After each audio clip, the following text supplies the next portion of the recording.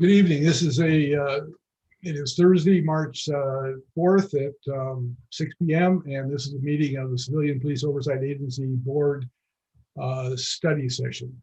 So we're holding this meeting in accordance with the normal procedures associated with Zoom meetings and Open Meetings Act.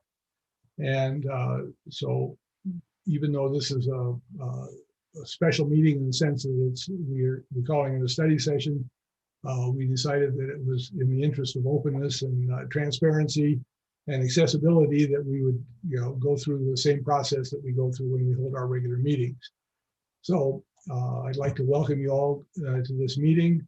The video for this can be found on either by streaming or watching it on YouTube or found later at the GovTV site.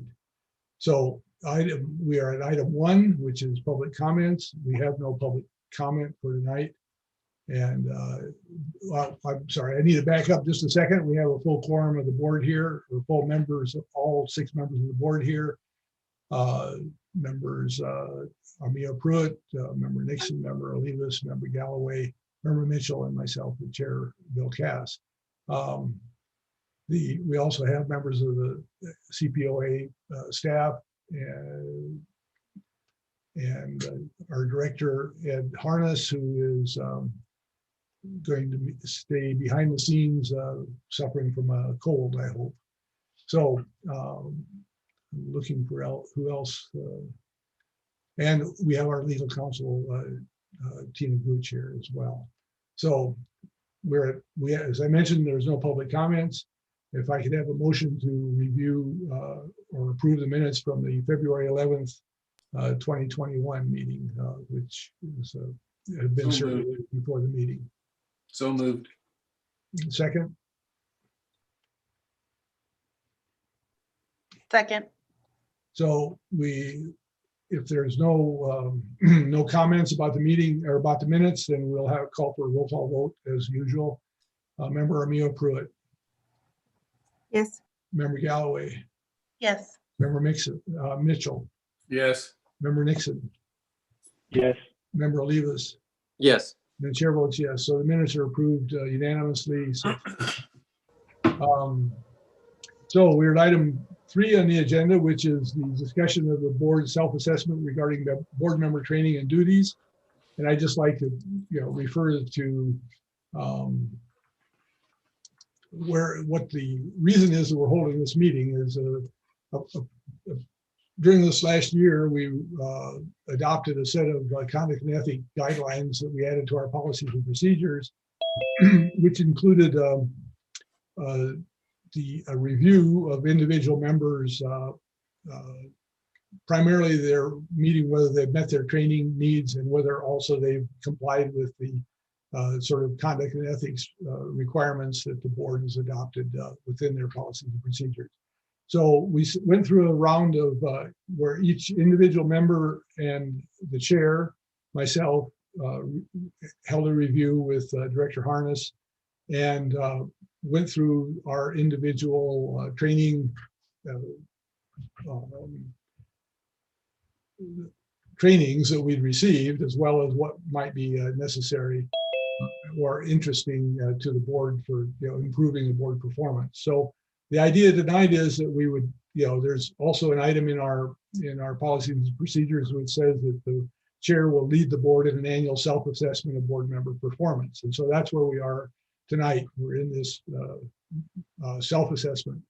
So I thought for the purpose of going through this that I would tend to follow the same format that we followed in the individual review, where we talked about reviewing the members' trainings, discussing additional member training needs, discussing board goals and priorities defined by the ordinance and the CASA, reviewing the member activities, and then discussing board CPOA relationships with stakeholders and other members of the community, and then have a chance to talk about concerns that members have for improving the performance of the board and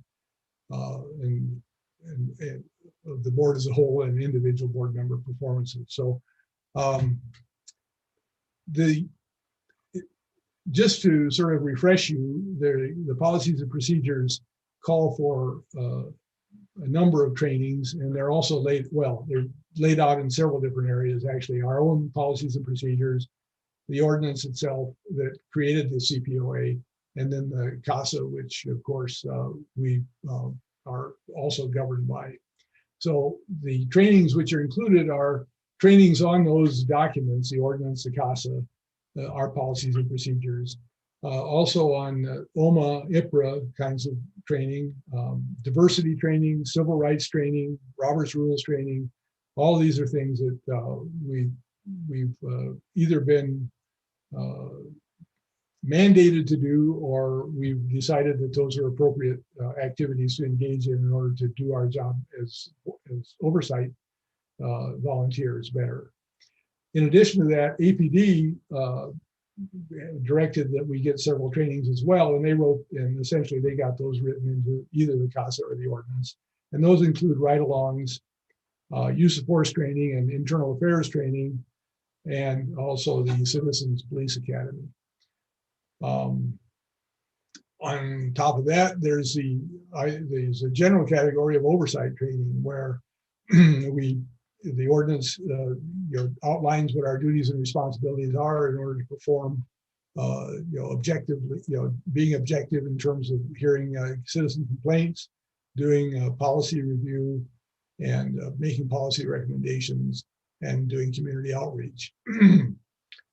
And on top of that, there's recommended that there be a certain amount of NACOL training received, or oversight, from the oversight professional organization that has developed a significant amount of training, and board members have attended in the past. So that kind of gives the scope of the training that we received, or that we're supposed to receive. And the idea here is that we would review that, look see where it's been working, see where the gaps are, try to come to some sort of self-assessment as to what we need to do from here.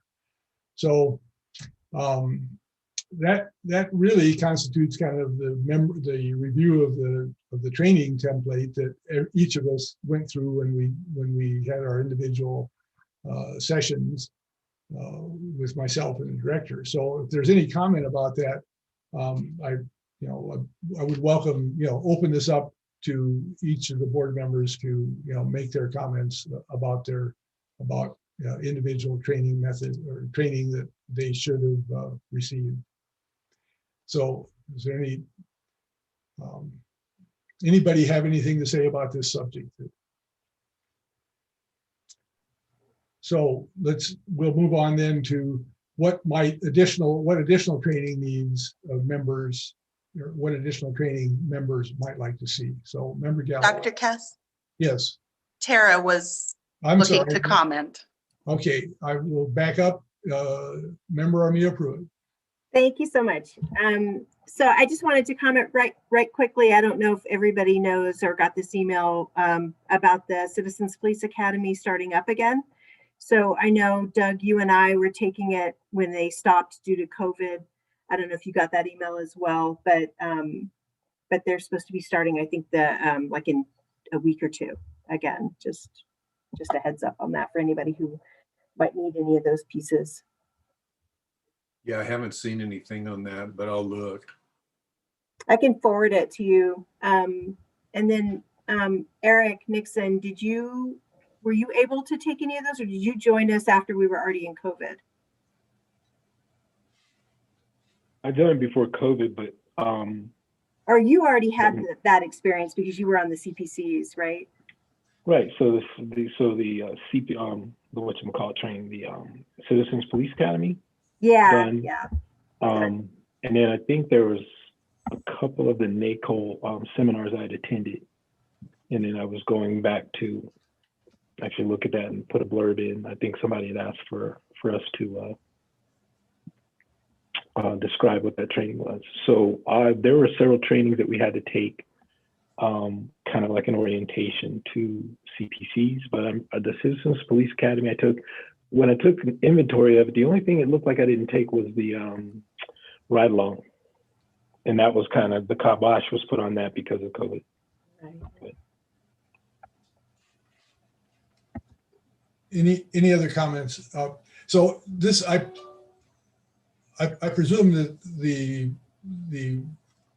startup of the CPA again is a regular police academy. It's not the abbreviated version that some of us went through almost 3 years ago now.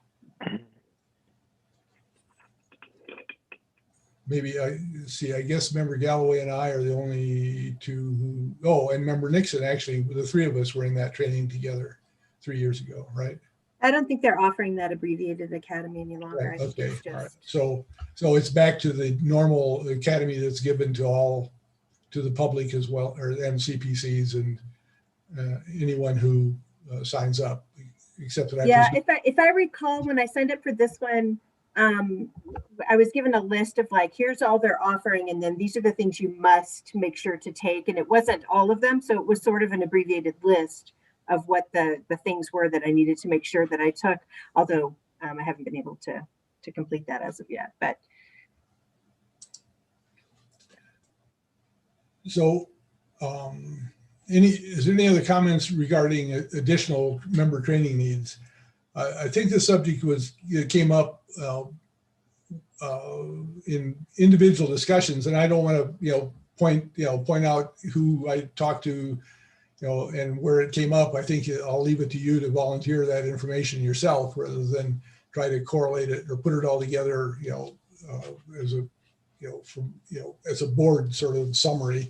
But one of the suggestions that we heard was having more interactive training early on for people who need to get the kind of training that's now being dealt in in a PowerPoint presentation or is available on the website.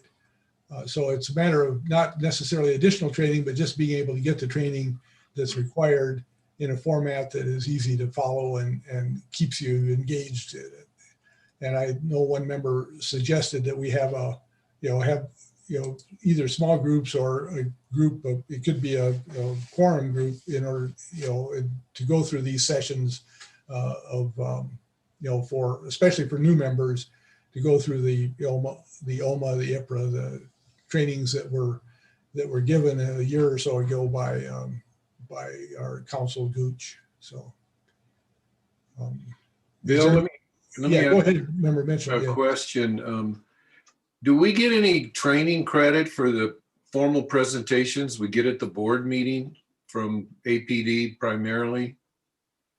I mean, is that something that would be considered training? I don't think it's training. I mean, typically that's more for educating us about a given policy or that's. Yeah, but that's training, isn't it? It is training, but it would be additional, I think, to what is required in the minimum, in the things that are laid out. So I'm not sure what you mean by credit. I mean, I think it's the kind of thing where we would want to educate ourselves in order to be able to understand APD's policies and operations better. Yeah, I was just thinking that if that's a way, and maybe credit's not the right term, but if there's some accountability about the amount of training that we're receiving, I mean, we're taking board time to receive additional information. Personally, I think it is training. I mean, you can call it education, orientation, whatever, but I'm just wondering if there would be any value in us, keeping track of that and reporting it to the monitor, if that's the issue.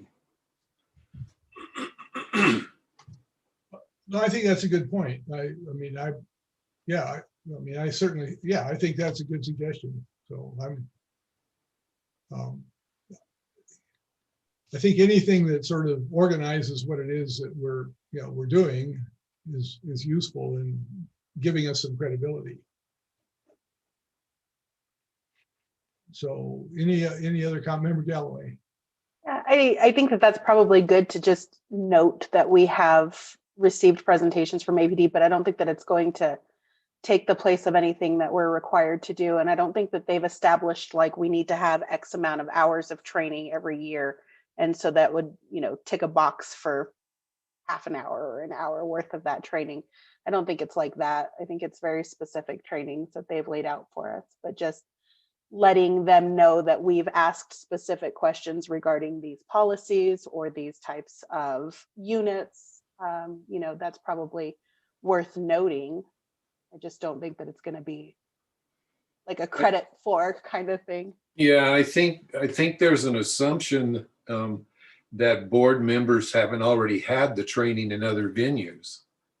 I mean, I've had open meetings training many times. I've had equity training, different venues and whatnot. So, I don't know what that really means, other than to just say, that it's kind of, I don't think we all start from the same place in terms of our knowledge base coming onto the board.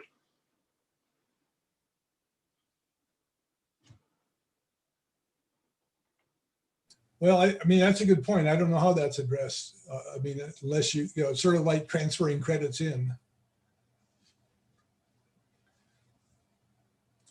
Any other comment about additional training or previous training? I would ask Council Gooch if, what she thinks of the idea of presenting some of these, representing some of these trainings that you did a couple of years ago. So to new members who haven't yet received them, and how that could work. So.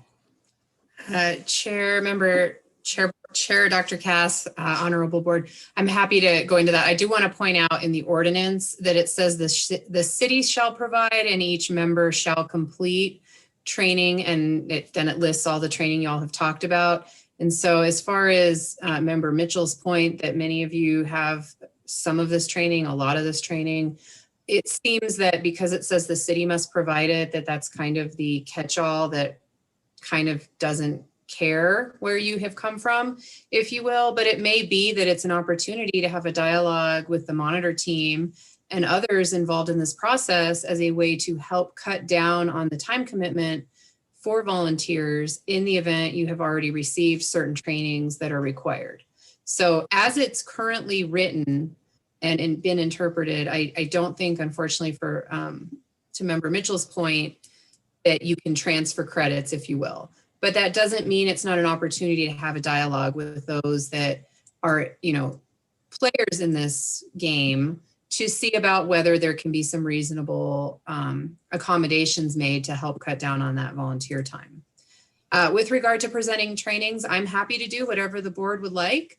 If there's a need or desire to have updated trainings, different format of trainings, or some other live training, I can present that. As we sit here today, I don't, off the top of my head, believe there's any substantive changes from my last training. And as some of the board members might recall, the reason we did that was because the ordinance had been completely rewritten. The CASA had it not super substantive, but it had an amendment to it. And it just felt like it was a good time to sit down with all those documents and do a refresher. I'm happy to do it again if that's what the board would like. And if there's a different format that you would like, I'm happy to accommodate that as well, whatever makes it most useful for you all so that you can do all of the things you do as board members. So is there some that I thought there were some trainings that were required annually, and I wanted to be sure that was covered. Chair Member Dr. Cass, Honorable Board. Yeah, you do have annual trainings. There's a lot of them. The ordinance itself does not specify specifically of all the different trainings what you need to have for your 8 hours of annual training, but your policies and procedures do provide the requirements for your annual training. And I can get you that list. Let me find it real quick here.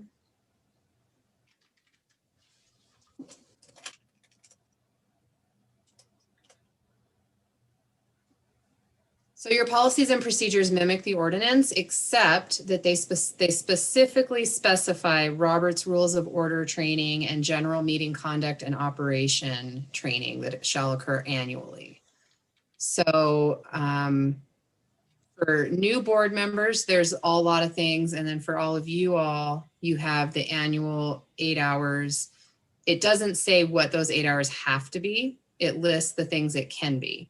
And it says it can be changes in law, policy, or training, as well as developments in the implementation of the 2014 DOJ settlement agreement or any subsequent agreements until such time as the terms of the agreement are satisfied.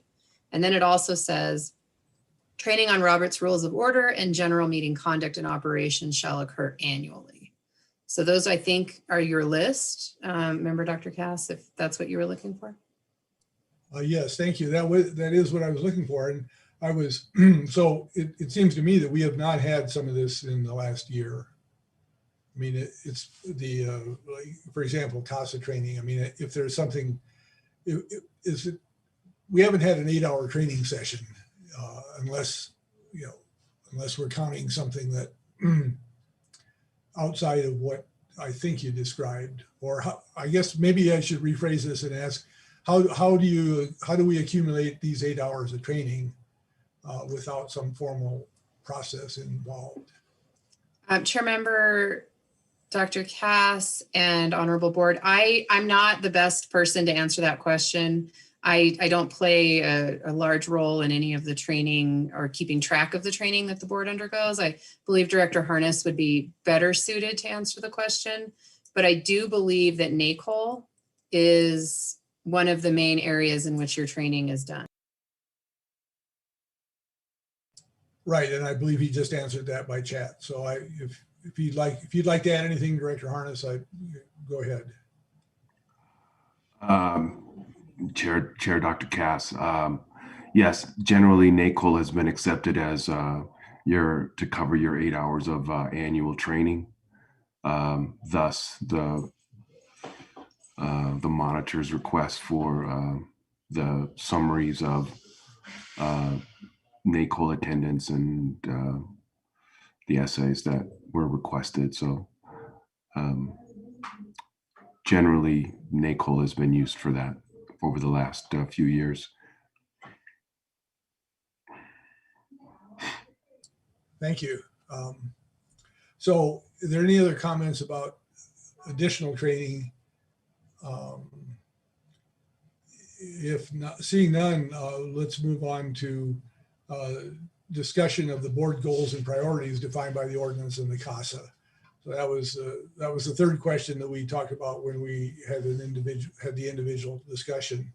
So I think what the general category is how do we prioritize what is described within the ordinance as the duties of the oversight board or the agency, including the board, which includes policy recommendations and specifically mentions spending at least half of our time on policy recommendations and policy analysis, case review, citizen complaints, and acting as a quasi judicial body in that regard, and community outreach and building trust within the community. So those are the priorities, or those are the sort of general tasks that are laid out in the ordinance. And my question, I guess, to the board is, how do you feel about our prioritization of those tasks? So if there's any comment here, I mean, one of the things that we've had discussions about at board meetings is how do we get to meet the requirement of having more than half of our time spent on policy review and focusing efforts in the way that the ordinance is described. So is there, I'm opening this up to the floor for discussion. Member Galloway. So the outreach committee met yesterday, and we actually spent a good deal of time around this subject. And we'll be coming to the board meeting next week with a request for the use of Tina's time in conjunction with Ed to look at the CASA and the ordinance and our policies and procedures with regards to our review of citizen complaints and what that might look like, and kind of free us up to spend more time doing policy work, and then talk to the policy and procedure subcommittee and see what that might look like. But I think that the first thing that with Director Harness's assistance that we kind of developed or decided was the first step was doing an assessment of the CASA and the ordinance and policies and procedures to see if that's even a viable option. So we did some work and we'll be coming to the board meeting with some ideas on that.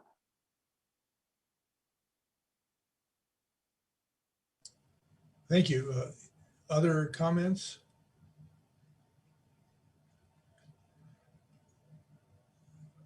And I think that go ahead, Member Olivas. It would seem to me, Bill, that since our meetings are public meetings, that there would be a lot more interest in what kind of policies are being developed and proposed than whether we're looking at an administratively closed investigation.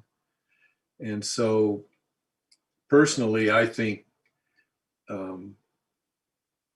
thinking differently about how we're doing the work and the time we're spending on different aspects of the work is an important discussion to have.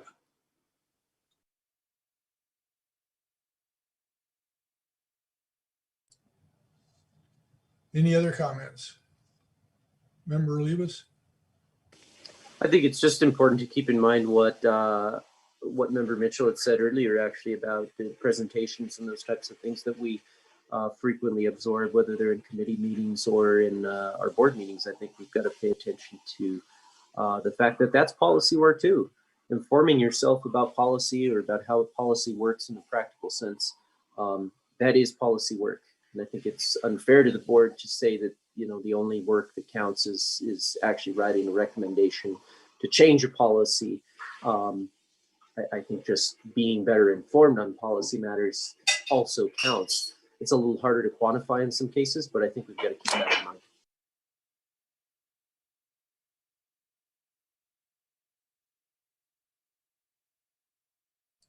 Thank you. Any other comments? I agree with you entirely, Member Olivas, that just informing ourselves on policy is part of the effort. I mean, that's the way you create recommendations, but you don't have to necessarily create the recommendation. You can make, you don't have to create a written recommendation in order to make a recommendation or to have influence on policy. And I think having a public discussion is a way to get it out in the open, and doing this at a board meeting, I think fits right in with what both of you are talking about. You might also get more public comment if on our agenda we had that we were discussing a particular policy at the board meeting. That might encourage more public comment related to that particular policy that then the general public can see through the broadcasting of the meeting.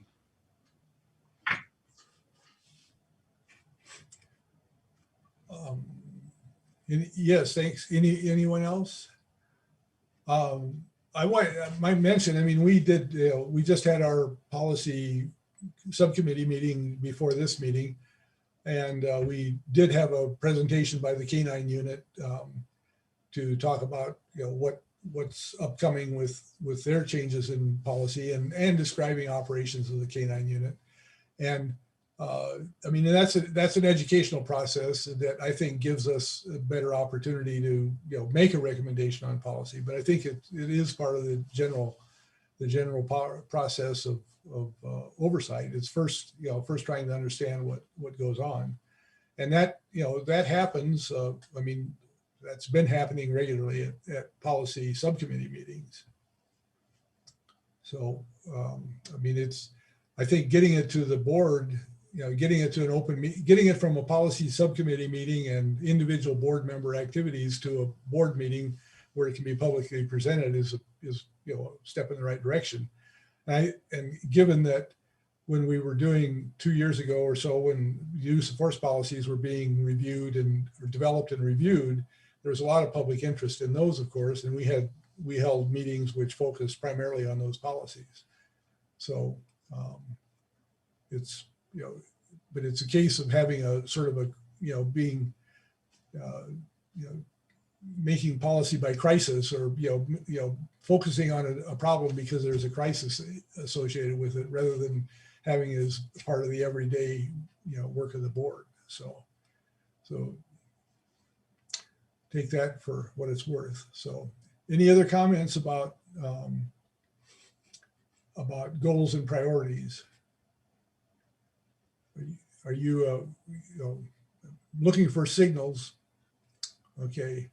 Seeing none, well, let's move on to the next item, which is the review of member activities against our standards for conduct and for board conduct and ethics considerations. And I can say that at all of the individual review meetings, I don't believe there was anyone that was identified as having, having violated some standard, some public standard of behavior that we're trying to guard against, and has gotten into out of compliance with the monitor in the past. So unless someone has anything to add to this, I think we can, we're pretty, we're satisfied that that's, that we're in good standing with respect to board member behavior, public behavior. So any comments from the board?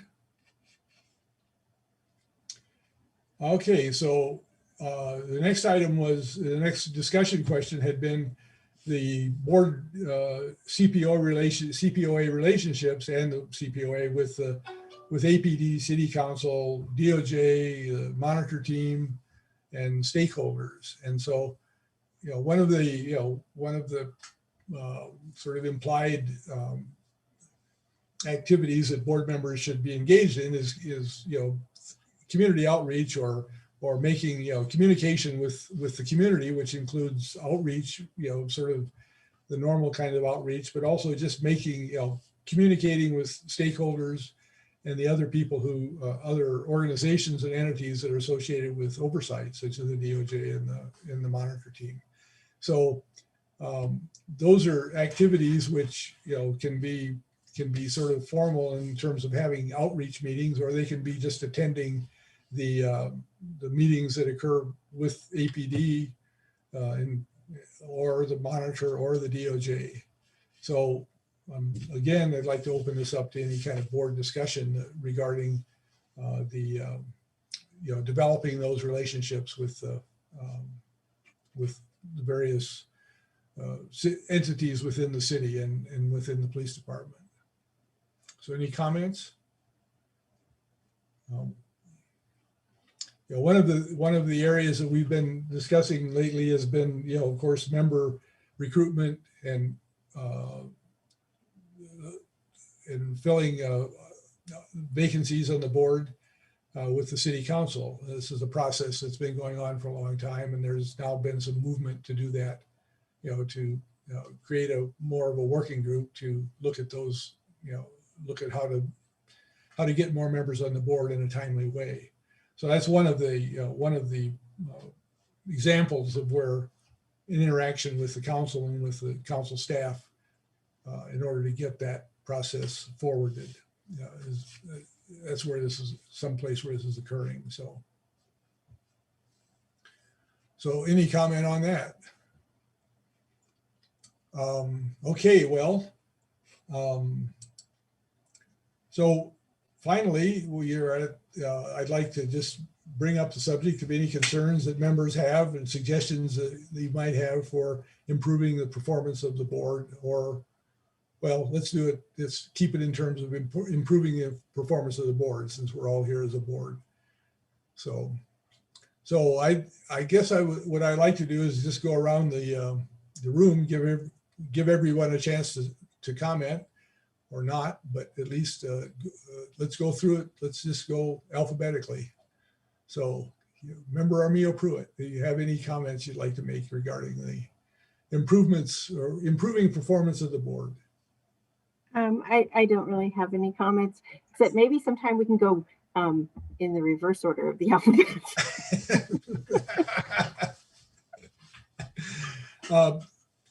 Okay, well, I'll note that as a potential improvement of board performance to reverse alphabetical order. So I don't know my alphabet backwards. Okay, well, let's randomly skip around then. Member Galloway. That's not random. No, I don't have anything really. I think that there's an opportunity to kind of review our policies and procedures and maybe make some changes, some additions, some deletions, but I think that that's kind of going to come organically over the course of the next year or so.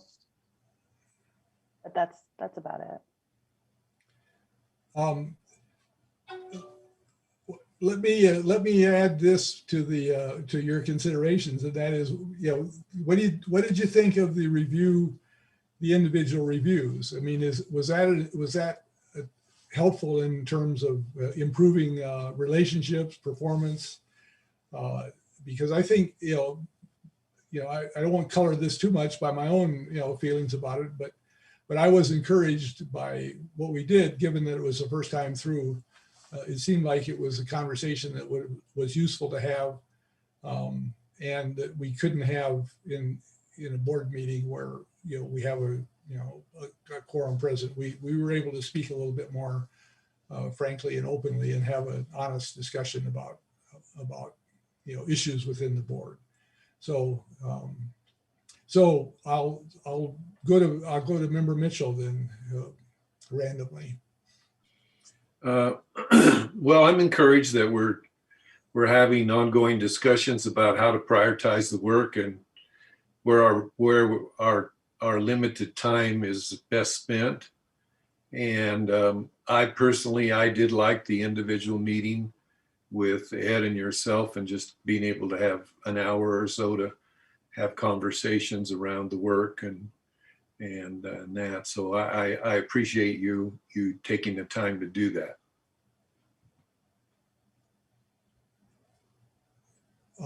Thank you. Member Nixon. I had one thing, and we had discussed it previously, and that was regarding the audits of the cases. And so I would like to continue to explore ways of refining that. For example, in auditing cases or even looking at cases, it would be good as a start to really get rid of administratively closed cases.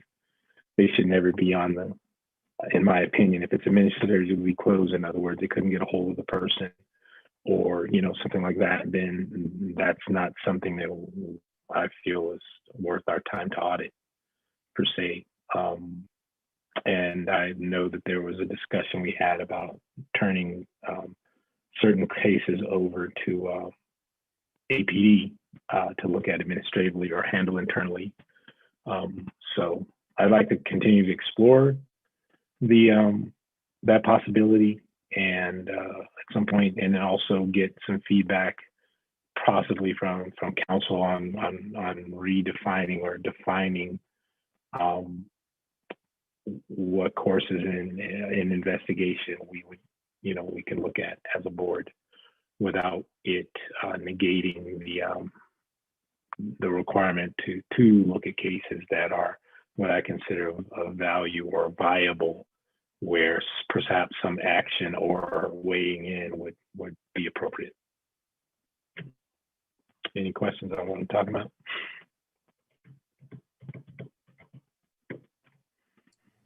Thank you. I appreciate that. I think that, I sense that, there's other, other members have expressed similar interest in it, and it sounds like this will be a subject at our next board meeting as well. So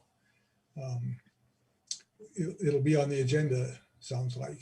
Well, it will be. And one last thing I had was in an effort to simplify the form that's used for the audits, I would like to take a stab at proposing something else very similar to what's there in content, but just kind of breaking it out so it's easier to navigate the audit reports form. So thought I'd introduce that probably before the next or during the next board meeting to see if that can be simplified. And it doesn't really change anything than just kind of breaking it out so that one report would equal one audit, as opposed to trying to put audits on one report. I found it kind of difficult to navigate. So I'll propose it and let people weigh in. Well, I think making the proposal is about as far as we can go. I think it needs to be refined in a different setting. But I think it's it's certainly a proposal with merit, unless someone has something they'd like to comment on. Member Olivas, Member Galloway, did you have something? I just think that perhaps the place to start with something like that would be at the committee level, and then move it up to the board when the committee has had a chance to kind of discuss and streamline, perhaps. Agreed. That's all I have. Thank you. Thank you. Member Olivas. Well, I certainly agree with really what both Member Galloway and Member Nixon have said about trying to streamline some of our case audit processes and how we look at cases. I generally support that idea of removing admin closed complaints from that audit process. I don't think that that's a good use of the committee's time or the board's time to look at those cases in an audit sense. And it also leaves other cases less likely to be seen, cases that may need an audit more or benefit more from an audit. So I like that idea, and I just like the general ideas of trying to streamline the way that process works. And then I think that going back to training and implementing training, I think is important. Using what we've learned. We had the Roberts Rules presentation that many of us were at. I think that there was a lot in that, and very little of that has ever been used. And I think that part of that is due to COVID. We got the pandemic that threw us into this Zoom environment, which is not really the environment that we studied in that sense. And I don't know how much of that applies to Zoom meetings versus that, but I think that that's something to revisit. And I think just a general sense of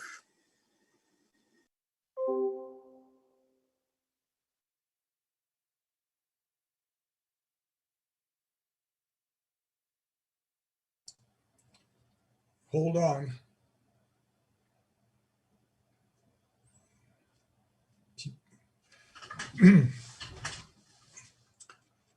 Well, hopefully he'll return. It's not often you get cut off in mid-sentence. Excuse me. Does anybody else have anything to comment while we're waiting for Member Olivas to return?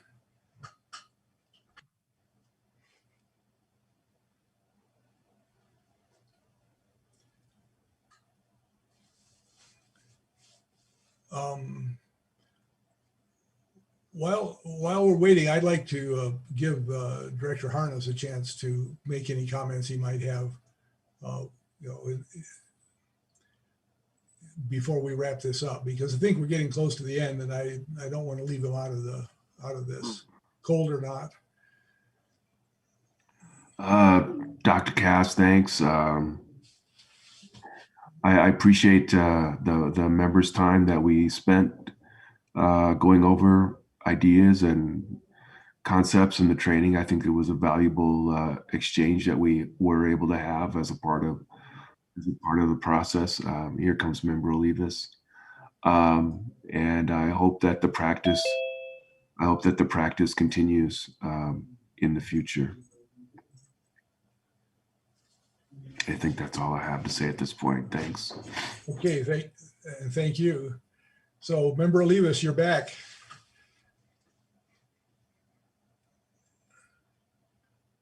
Or almost back.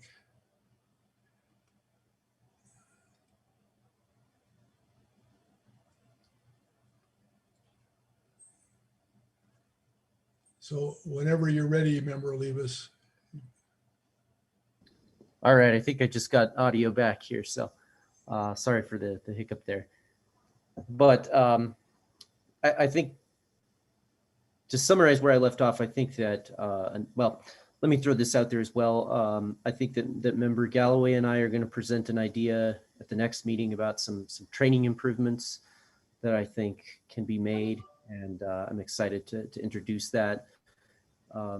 Other than that, I don't think there's much more to be said about that, but I think that training plays a big role in what we've got to do going forward, and just taking responsibility as members for our actions and following up on things that we say that we're going to do.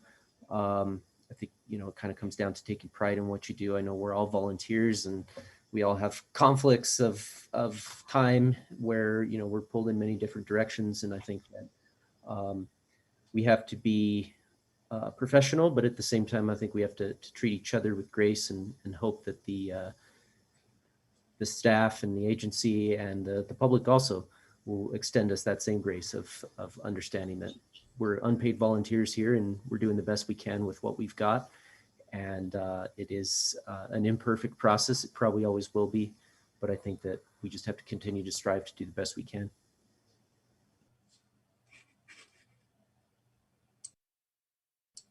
Thank you, Member Olivas. So are there any other comments before that anyone would like to make before we wrap this up? I'd like to thank everyone for being here. I recognize this is a special meeting is a special meeting, and it requires more time. I think this is still a useful it is a useful process. I think it can improve as we go through it again in the future. But I think for a first time through, I think it did get some issues out on the table. I think it helped to improve relations among board members and among within the agency and the board.